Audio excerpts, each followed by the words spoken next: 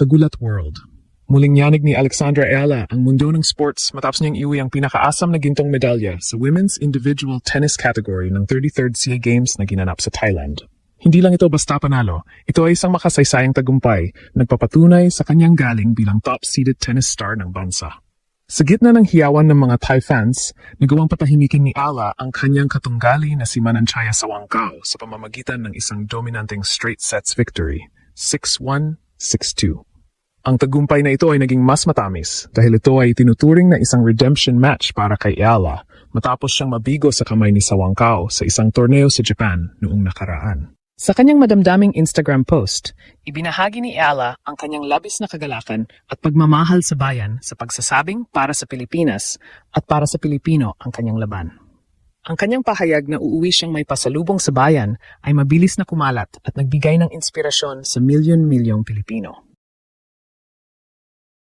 Ipinakita sa kanyang mga larawan ang isang atletang balot ng watawat ng Pilipinas, yakap ang kanyang mga magulang at buong pagmamalaking hawak ang gintong medalya kasama ang buong Philippine tennis team.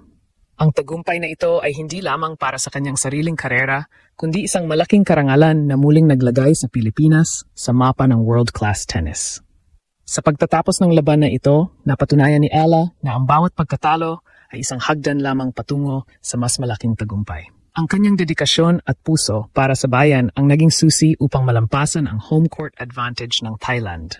Ngayon, ang buong Pilipinas ay naghahanda na sa kanyang pagbabalik bilang isang tunay na bayani ng sports. Ang bawat hampas ng raketa ni Alexandra Ayala sa gitna ng stadium sa Thailand ay tila isang malakas na deklarasyon na hindi siya basta-bastang atleta. Siya ay isang puwersa na dapat katakutan sa buong Timog Silangang Asya at maging sa buong mundo. Ang 33rd SEA Games ay naging saksi sa isang klase ng dominasyon na bihirang makita sa ganitong level ng kompetisyon. Maraming kritiko at tennis fans ang nag-abang sa laban na ito dahil sa kasaysayan sa pagitan ni Ayala at ng pambato ng Thailand na si Mananchaya Sawangkao. Matatandaan na sa kanilang huling pagkikita sa isang professional na torneo sa Japan, nakalasap ng mapait na pagkatalo ang Pinay. Kaya naman, ang finals na ito ay hindi lamang laban para sa ginto, kundi isang personal na misyon para sa hustisya at paghihiganti. Ang redemption arc na ito ang nagbigay ng kulay sa bawat galaw ni Alex sa loob ng court. Sa pagsisimula pa lamang ng unang set, ramdam na ang kakaibang enerhiya ni Ayala. Pagamat nasa harap siya ng libu-libong Thai fans na sumisigaw para sa kanilang pambato, hindi natinag ang konsentrasyon ng ating Golden Girl. Ginamit niya ang bawat sigaw ng kalaban bilang gasolina upang mas lalong maging agresibo sa kanyang mga returns. Ang 6-1 na score sa unang set ay isang malinaw na mensahe. Hindi siya naroon para makipaglaro ng matagal. Naroon siya para tapusin ang laban ng mabilis. Ang mga ground strokes ni Alex ay puno ng bigat at precision, na tila ba bawat bola ay may dalang galit at determinasyon mula sa kanyang pagkatalo sa Japan. Halos hindi makahinga si Sawangkao sa bilis ng bola at sa talas ng mga anggulong binubuo ni Ayala sa baseline. Pagpasok ng ikalawang set, marami ang nag-akala na magkakaroon ng adjustments ang pambato ng Thailand upang habulin ang laro. Ngunit dito mas lalong naging clinical ang laro ni Ayala. Sa kabila ng pagtatangkang bumalik ni Sawangkao, nanatiling kalmado at kalkulado ang bawat serve at volley ni Alex. Ang kanyang mental toughness ay nasa ibang level. Sa bawat pagkakataon na nagkakaroon ng mahabang rally, mas pinatunayan ni Ayala na siya ang may mas matibay na resistensya at mas matinding focus. Ang 6-2 na pagtatapos ng ikalawang set ay selyo ng kanyang pagiging reyna ng SEA Games. Ang buong stadium na dati ay maingay para sa Thailand ay unti-unting napalitan ng paghanga para sa husay ng Pinay. Ginulat niya ang lahat dahil sa bilis ng kanyang pag-asenso at sa maturity na ipinakita niya sa harap ng matinding pressure. Ang tagumpay na ito ay nagpapatunay na ang training ni Alex Ayala sa Europe at ang kanyang karanasan sa WTA Tour ay nagbunga ng mga bunga na kapaki-pakinabang para sa bansa. Hindi lang ito basta isang gintong medalya. Ito ay simbolo ng pag-asa para sa lahat ng mga batang atletang Pilipino na nangangarap ding makilala sa buong mundo. Sa kanyang pag-score ng huling point, makikita ang emosyon sa kanyang mukha, isang halo ng relief at matinding garbo. Ang pagkatalo niya noon sa Japan ay formal na niyang nabaon sa limot at pinalitan ito ng isang makasaysayang panalo na habang buhay na ukit sa kasaysayan ng Philippine tennis. Ito ang simula ng mas marami pang tagumpay na tiyak na yayanig muli sa mundo. Ang naging paglalakbay ni Alexandra Ayala patungo sa gintong medalyang ito ay hindi isang madaling landas na puno lamang ng mga papuri. Sa likod ng bawat matikas na serve at malakas na forehand ay ang mga sakripisyo at mga gabing puno ng pagdududa na tanging siya at ang kanyang pamilya lamang ang nakakaalam. Ang tagumpay niya sa Thailand ay isang malakas na patunay na ang puso ng isang Pilipino ay hindi sumusuko, lalo na kapag ang gandang ng bansa na ang nakataya.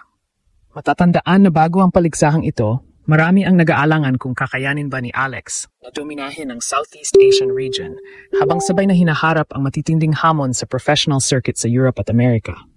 Ngunit sa kanyang pagtapak sa court ng 33rd SCA Games, ipinakita niya na ang kanyang level ay nasa ibang kategorya na.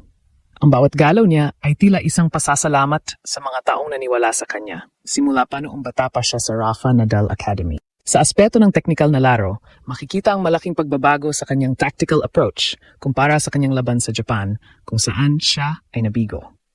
Sa rematch na ito kontra kay Mananchaya Sawangkao, hindi hinayaan ni Ella na diktahan ng Thai player ang tempo ng laro.